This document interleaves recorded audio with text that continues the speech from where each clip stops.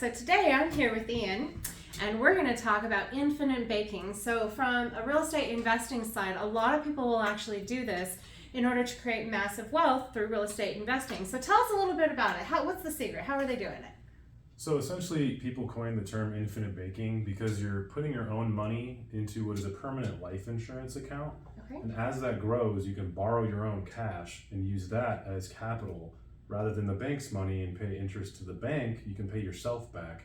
And while you have that money pulled out, it still gains dividends and compounds. So wait, we're still making money through the insurance side. You're making money through the insurance. Are you making money on what the original cash value or the total? Oh, yeah. Oh, really? So let's just say, for instance, there's $100,000 in the account. You borrow 80 grand as a down payment.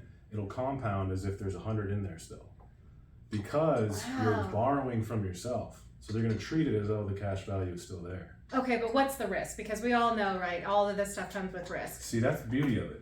While I would say the only risk is realistically, you got to have enough health to qualify for the insurance. Like, got to be in good enough shape to, Define health. Do we need to look like you, or can we be a little fluffy like me? Somewhere in between, totally fine. Okay. Whatever makes you happy, but as long as you can qualify for the life coverage, Okay. that's pretty much it. So there's a guaranteed rate of return, or in some cases, a floor. So it can't go below zero. Whereas the products that I like to use have a guaranteed rate of return of 3.8%, as high as 11.9%. Oh, okay. So we're not going to go with zero. So if the market starts tanking, this is something that you're not going to lose all your money on. Is that correct? Right. Oh, So that makes sense. basically, there's two varieties. One is an indexed fund, and the other one is a dividend-related fund. So on a dividend-related fund, they have a guaranteed return with a cap that's usually around 12%, just barely under that. And then with an index fund, they have a floor, and their cap can be as high as like 15%. Oh, wow. So the floor is usually zero, so you can't go backwards regardless. Now, are there any restrictions on what you can use this money for if you're borrowing from this kind of? No restrictions on it.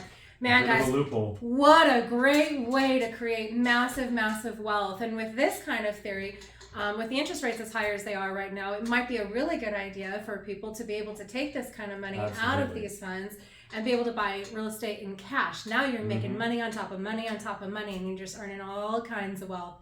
Well, that's awesome. Thank you so much for sharing this information. I'm Margene with EXP. I'm Ian Kirker with Iliad Solutions.